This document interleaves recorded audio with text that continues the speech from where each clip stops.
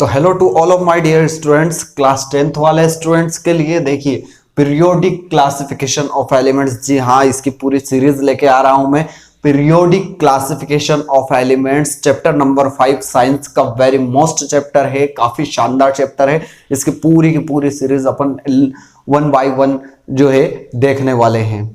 इस वीडियो के अंदर देखिए आपने पढ़ा है पीरियोडिक क्लासिफिकेशन ऑफ एलिमेंट्स, मतलब जो तत्व होते हैं, जो एलिमेंट है, उनके क्लासिफिकेशन किस तरह से किए गए, कहां कहां क्लासिफिकेशन किए गए, किस किस सन में क्लासिफिकेशन किए गए। तो ये चीजें जो होती है इस वीडियो के अंदर जो है अपन पढ़ेंगे। साथ ही साथ ये जो चैप्टर है, इस चैप्टर में क्या क्या चीजें आने वाली है अपनी, तो इस चैप्टर के अंदर हम क्या क्या चीजें पढ़ने वाले हैं। तो भाई सबसे पहले तो आपको क्लासिफिकेशन ऑफ एलिमेंट्स के बारे में बता देता हूं। ऐसे क्लासिफिकेशन में कौन कौन से क्लासिफिकेशन होते हैं। तो आज मॉडर्न पीरियोडिक टेबल की बात करेंगे। मॉडर्न है ना, तो मॉडर्न पीरियोडिक टेबल जो होती है, modern periodic table, modern periodic जो टेबल होती है उसके अंदर टोटल 118 एलिमेंट आज मौजूदा कंडीशन में जो है प्रेजेंट है। बट इसमें से 98 एलिमेंट्स जो होते हैं, वह 98 एलिमेंट्स क्या है आपके, 98 एलिमेंट्स नेचुरली ऑक्यूरिंग हैं। कैसे हैं? नेचुरली। अगर नेचुरली जो 98 एलिमेंट्स है ना, क्लियर है। तो इस तरह से ये मॉडर्न पीरियोडिक टेबल। लेकिन जरा सोचिए, अगर बात आती है अपनी कि भाई जब धीरे धीरे डिस्कवरीज होती गई, तो जब कुछ ही एलिमेंट्स की डिस्कवरी हुई थी, अब जब दो तीन एलिमेंट्स की डिस्कवरी हुई, तब कई सारे जो होते हैं अटेम्प्ट्स किए गए इनको क्लासिफाई करने के लिए। तो सबसे पहले तो एक बात देख लेते हैं अपन, एलिमेंट्स को क्लासिफाई क्यों किया जाता है। तो एलिमेंट्स को क्लासिफाई करने के लिए भाई आज की कंडीशन में, उस समय जब बात करते हैं अपन 1817 की बात हो, तो उस समय तक जो है इतने एलिमेंट्स नहीं थे, 15-16 एलिमेंट्स थे। आराम से उनके जो है प्रॉपर्टीज, केमिकल प्रॉपर्टीज है, फिजिकल प्रॉपर्टीज है, उनके बारे में जो है अपन आराम से क्या कर सकते थे, उनकी कंपोजिशन है, उनको आराम से अपन स्टडी कर सकते थे। लेकिन जब जब एलिमेंट्स बढ़ते गए, तो तब जाकर, क्योंकि पता तो था कि एलिमेंट्स बढ़ेंगे, लेकिन जब एलिमेंट्स बढ़े तो उस समय यहां पर क्लासिफिकेशन की जरूरत पड़ी। क्लासिफिकेशन, ताकि स्टडी करने में और याद करने में आसानी हो। तो इस तरह से एलिमेंट्स के क्लासिफिकेशन की आवश्यकता अपने को पड़ी है ना। तो आप बने रहिए मेरे साथ। मैं हूं पवन विश्वकर्मा और आप देख रहे हैं पीवी सर की क्लासेस। डियर स्टूडेंट्स, जैसे जैसे कुछ एलिमेंट्स बढ़ते गए, उस हिसाब से क्या होती गई, कई सारे लॉस आए, कई सारे नियम आए, और उस हिसाब से जो होता है क्लासिफिकेशन एलिमेंट्स का चलता रहा। सबसे पहला क्लासिफिकेशन, मोस्ट क्लासिफिकेशन यहां पर देंगे अटेम्प्ट्स बेस पर जो होते हैं। सबसे पहला क्लासिफिकेशन था डॉबे-राइनर का ट्राइड रूल।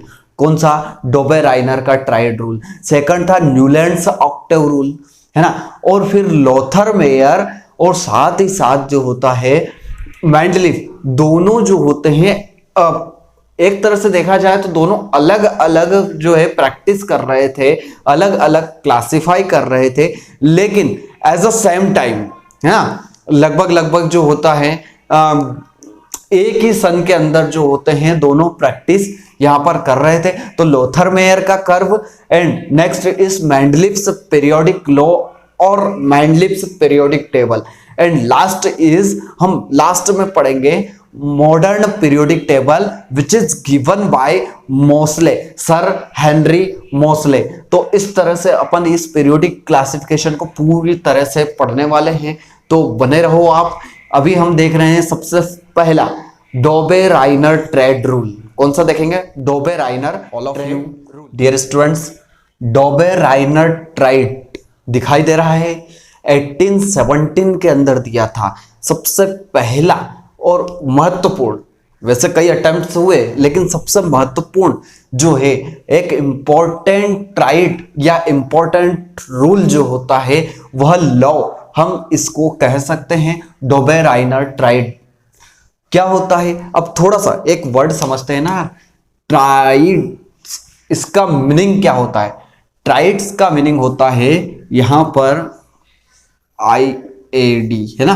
ट्राइड का जो मीनिंग होता है वह मीनिंग होता है आपका क्या, ट्राइड मीन्स होता है group of 3 elements, group of 3 elements. जी हाँ, ट्राइड्स का रूल ही क्या है, ट्राइड्स होता क्या है, ग्रुप ऑफ 3 एलिमेंट्स। क्या किया गया था, जो अपना डोबेराइनर था, इस डोबेराइनर ने जो उस समय तक, कब तक, 1817 तक जितने भी एलिमेंट थे, अब कितने एलिमेंट थे, तो समथिंग अप्रोक्सीमेटली जो होता है इस समय तक एलिमेंट जो थे वह एलिमेंट समथिंग समथिंग, ये मान के चलिए आप 14 to 16 एलिमेंट्स थे। कितने थे उस समय तक, इतने डिस्कवर हो चुके थे, 14 to 16 एलिमेंट डिस्कवर हो चुके थे।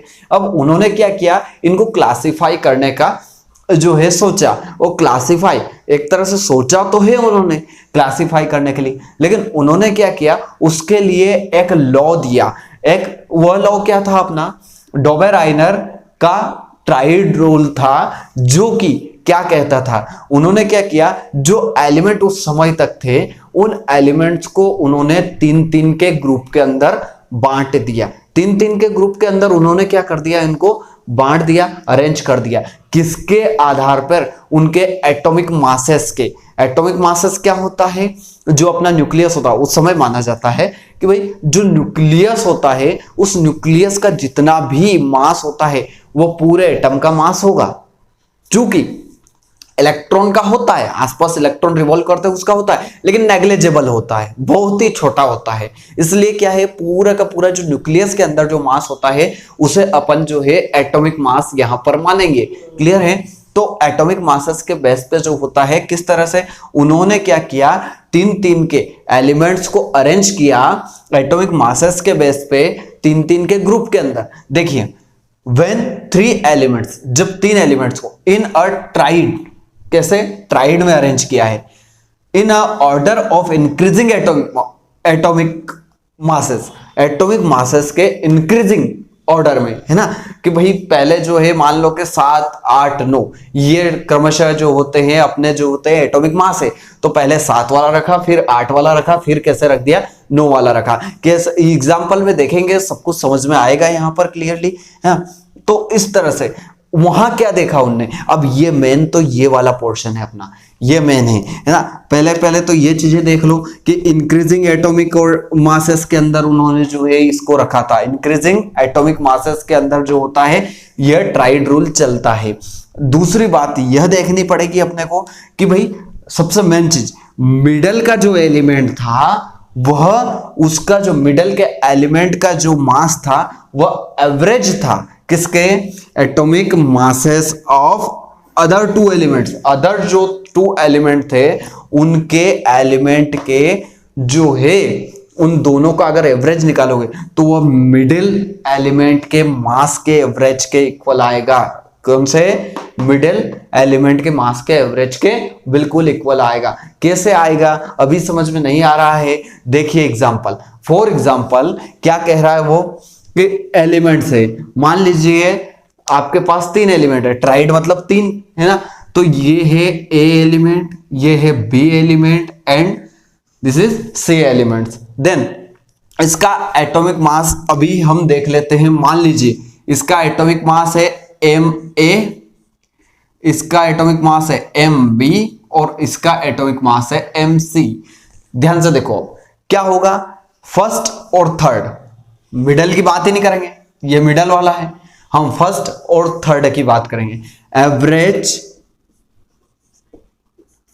एटॉमिक मास निकालोगे तो क्या निकालोगे, सबसे पहले तो mass of A plus mass of C divided by 2, और इससे जो आंसर आएगा ना वो आंसर आएगा मास ऑफ बी के, मिडल वाले के जो है उसके इक्वल आएगा। कुछ जगह उन्होंने देखा और इस तरह से उन्होंने कितने बनाए थे उस समय 14 to 16 एलिमेंट डिस्कवर थे, लेकिन वो जो है सिर्फ 9 ही एलिमेंट्स, कितने एलिमेंट्स, 9 एलिमेंट्स को ट्राइड के अंदर रख सके थे। मतलब कि 3-3 के ग्रुप के अंदर 9 एलिमेंट्स को रखा था उन्होंने। कैसे रखा था तो इसका एग्जांपल देखते हैं कौन कौन से वो जो है अपने 9 एलिमेंट्स है। तो सबसे पहला एग्जांपल देखते हैं अपन। सबसे पहला example lithium, sodium and potassium का। Lithium, sodium and potassium. Lithium का जो एटॉमिक मास होता है ये बता देता हूं मैं आपको। लिथियम का एटॉमिक मास 7 होता है, पोटेशियम का एटॉमिक मास जो होता है 39 होता है, एंड लास्ट इज सोडियम का जो एटॉमिक मास होता है वो 23 होता है। अब हम जो है किसको छोड़ रहे हैं भाई, मिडिल वाला को तो आपको छोड़ना है। जब मिडिल वाला को आपको छोड़ना है तो देखिए फर्स्ट और थर्ड ये दोनों अदर एलिमेंट्स है ना, 3 एलिमेंट्स में से फर्स्ट और थर्ड मिडिल वालों को छोड़ दीजिए, इनका एवरेज निकालिए। यही अपना जो होता है क्या है, डोबे-राइनर का ट्राइड रूल है। क्लियर है? तो इसका जो है average of lithium and potassium, ध्यान से देखो इसका एवरेज निकाल के देखते हैं अपन। लिथियम का एवरेज निकालेंगे तो 7 + 39 डिवाइडेड बाय कितने एलिमेंट है, लिथियम और सोडियम, 2 एलिमेंट्स है, लिथियम और पोटेशियम।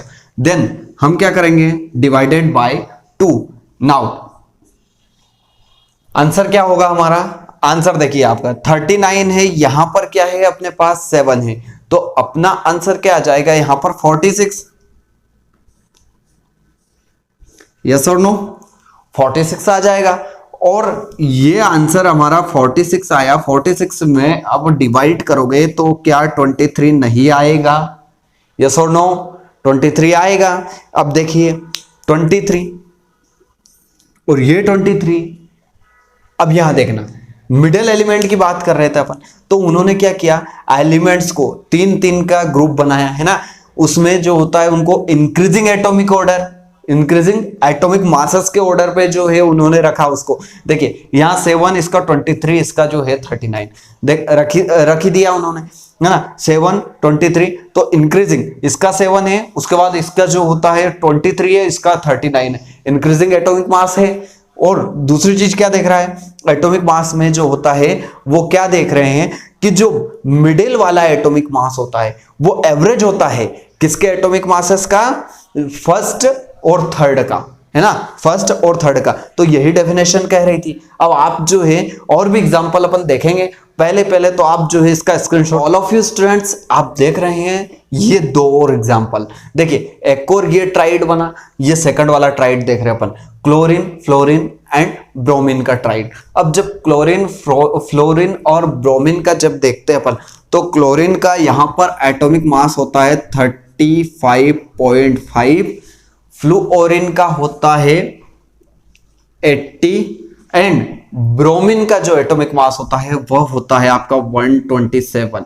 कितना होता है, 127 होता है। भाई इसके एवरेज निकालिए, एक तो ये आप एक तो फर्स्ट का निकालिए, थर्ड का निकालिए, मिडिल वाला आप निकाल लोगे, है ना। तो देखिए एवरेज निकालते हैं अपन। एवरेज किस तरह से निकाला जाता है, तो एवरेज अपन निकालेंगे क्लोरीन एंड ब्रोमीन के लिए, है ना, बीच वाले को रख रहे हैं अपन। ये देखिए 35.5 + 127 डिवाइडेड बाय 2, कितने आंसर आ जाएंगे आपके। अब आप आंसर जो है वो समथिंग आपको अप्रोक्सीमेटली जो आंसर आएंगे वो मैं बता देता हूं आपको, 81.25। जबकि देखिए यहां पर क्या था, अपना पहला एग्जांपल था उसमें बिल्कुल इक्वल आ रहा था 23, बट यहां पर देखो 81.25 आ रहा है। वो बोल रहे कि एक देखा जाए तो बिल्कुल फिक्स नहीं भी हो तो चलेगा, लेकिन अप्रोक्सीमेटली 80 एंड 81.25, 80 बिल्कुल पास है। सो इक्वल नहीं भी हो तो भी चलेगा, लेकिन अप्रोक्सीमेटली इक्वल होते हैं, यह जो है बोले थे। और वास्तव में यह जो अब उन्होंने बोला है बिल्कुल फाइनली इस तरह की जो उन्होंने अरेंजमेंट किए, उस अरेंजमेंट से देखा जाए तो क्लोरीन, फ्लोरीन और ब्रोमीन इनकी प्रॉपर्टीज बिल्कुल मिल गई। केमिकल प्रॉपर्टीज जो होती है क्लोरीन, फ्लोरीन, ब्रोमीन की आपस में काफी मिलती जुलती है। उसके बाद लिथियम, सोडियम, पोटेशियम की प्रॉपर्टीज जो होती है वह काफी मिलती जुलती है। फिर अपने कैल्शियम, स्ट्रोंशियम और बैरियम की प्रॉपर्टीज भी मिलती जुलती है, इसको भी देखते हैं अपन है। तो इस तरह से यह जो है उनका सोच, बिल्कुल उनकी अरेंजमेंट एक तरह से बहुत अच्छे से काम कर गई। सबसे पहले कैल्शियम, स्ट्रोंशियम और बैरियम की देखते हैं भाई। Calcium, strontium, barium. कैल्शियम का एटॉमिक मास 40, स्ट्रोंशियम का एटॉमिक मास जो होता है वह 88 होता है, 88।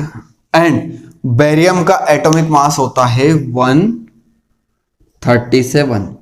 कैल्शियम और बैरियम इनको ऐड करते हैं, एवरेज निकाल रहे हैं ना, तो हम क्या करते हैं, कैल्शियम एंड बैरियम इनको ऐड करो भाई। जब आप ऐड करते हो तो आपको क्या मिलता है, 40 प्लस 137 डिवाइडेड बाय 2। जब इनको पूरा सॉल्व करोगे तो आपको मिलेगा 88.5। अप्रोक्सीमेटली सेम तो मिल रहा है ना। और वास्तव में जब देखा गया ना तो प्रॉपर्टीज भी इन सभी की सेम मिली। अब लिमिटेशंस क्या थी, तो ये रूल जो था यह क्या हो गया था, कुछ समय बाद पूरी तरह से जो होता है वैलिड नहीं रहा था, पूरी तरह से वैलिड नहीं रहा था। तो इसकी लिमिटेशंस थी। लिमिटेशंस क्या थी इसकी, इंपॉर्टेंस देखिए, lithium, sodium and potassium. Lithium, sodium, potassium, chlorine, fluorine, bromine, calcium, strontium और बैरियम, इस तरह से यह ट्राइड बनाए गए थे। कितने ट्राइड बने थे, टोटल 3 ट्राइड बने थे। और तीनों ट्राइड में अगर आपको सोडियम की केमिकल प्रॉपर्टीज अगर अच्छे से पता है तो आप लिथियम और पोटेशियम की केमिकल प्रॉपर्टीज भी बता सकते थे, है ना। यहां पर आपको क्लोरीन की पता है तो फ्लोरीन और ब्रोमीन की बता सकते थे। इधर आपको बैरियम की पता है तो कैल्शियम और स्ट्रोंशियम की, मतलब किसी भी इस ट्राइड के अंदर जिस भी एक एलिमेंट की केमिकल प्रॉपर्टी पता है, आप जो है उससे क्या कर सकते थे, दूसरे एलिमेंट की केमिकल प्रॉपर्टीज को प्रेडिक्ट कर सकते थे। क्लियर है। तो यह इसकी मेन इंपॉर्टेंस थी, लेकिन कुछ लिमिटेशंस थी। लिमिटेशन क्या थी कि यहां पर आपके 14 to 16 एलिमेंट थे उस समय तक की। अब अपने को अंदाजा तो है कि भाई एलिमेंट्स लगभग जो होते हैं, जैसे जैसे डिस्कवरीज बढ़ती जाएगी एलिमेंट्स भी बढ़ते जाएंगे, एलिमेंट्स की डिस्कवरी बढ़ेगी और एलिमेंट्स की जो होते हैं नंबर ऑफ एलिमेंट्स बढ़ेंगे। उस समय क्या होगा, क्योंकि यह जो लॉ था, कौन सा लॉ की बात हो रही है, यह मिडिल एलिमेंट का जो एटॉमिक मास है वह आसपास वाले दोनों एलिमेंट्स के एटॉमिक मास का जो है एक एवरेज होता था। यह लॉ जो था यह उस समय जितने एलिमेंट थे 14 to 16 एलिमेंट्स में सिर्फ इन 9 एलिमेंट्स के लिए ही वैलिड था, बल्कि यहां पर 14 to 16 थे उस समय तक। और भाई आगे बढ़ेंगे तो और कहां जाएंगे, तो उस समय तक तो यूं मान के चलिए आप इनकी तो केमिकल प्रॉपर्टीज के बारे में प्रेडिक्ट कर सकते थे, इनके बारे में तो अच्छे से स्टडी कर सकते थे, बट और अदर एलिमेंट्स के लिए आपके पास कोई सरल तरीका था नहीं। उनकी केमिकल प्रॉपर्टीज को आप इस तरह से रटते क्या, इसलिए क्या हुआ, यह एक लिमिटेशंस इनके अंदर आ गई कि भाई आप उस समय की पूरी क्या नहीं कर पाए, उस समय इनको जो है क्लासिफाई नहीं कर पाए। सिर्फ आपने ट्राइड जो है तीन ट्राइड बनाए, 3 ट्राइड के अंदर 9 एलिमेंट्स को लिया आपने, है। तो वह सबसे बड़ी इनकी लिमिटेशन थी। कारण से इस जो डॉबे-राइनर का ट्राइड रूल था इसको क्या कर दिया गया, यह फेल हो गया था। और इसके फेल होने के बाद जो है नया लॉ आया था वो था न्यूलैंड्स ऑक्टेव्स लॉ। न्यूलैंड का ऑक्टेव या न्यूलैंड का अष्टक नियम, यह नया नियम आया था। क्योंकि हम पढ़ क्यों रहे हैं, सबसे बड़ी बात सवाल ये उठेगा आपके जहन में कि हम डॉबे-राइनर ट्राइड रूल 1817 के अंदर अगर फेल हो गया था तो हम पढ़ क्यों रहे हैं? तो इसका मेन रीजन ये है कि भाई कहीं से तो क्लासिफिकेशन की जो है थ्योरी स्टार्ट हुई, कहीं से तो ये सोच स्टार्ट हुई, तब जाके जो है नए, जब इनके लॉ को फेल कर दिया गया तब जाकर न्यूलैंड ने भी क्या किया, सोचना स्टार्ट किया। तो सोच, पहली बार किसी ने सोचा तो था इस बारे में, है ना। सोचने में तो कई सारे थे, लेकिन जो सक्सेसफुल हुए थे उस समय तक, वो सक्सेसफुल जो थे वह डोबेराइनर ही थे। सो हमने यहाँ पर डोबेराइनर के बारे में सब कुछ देखा है। अगर आप स्क्रीनशॉट लेना चाहते हैं तो आप इसका भी स्क्रीनशॉट ले लें भाई, क्योंकि न्यूलैंड्स ऑक्टेव रूल को हम अगले वीडियो के अंदर पढ़ेंगे। आप बने रहिए हमारे साथ। और हाँ, प्लीज चैनल को अगर सब्सक्राइब नहीं किया है तो सबसे पहले तो आप चैनल को सब्सक्राइब करते हुए बेल आइकन दबा दें। साथ ही साथ जो होता है, वीडियो अच्छे लगे तो लाइक कर देना है और शेयर करना।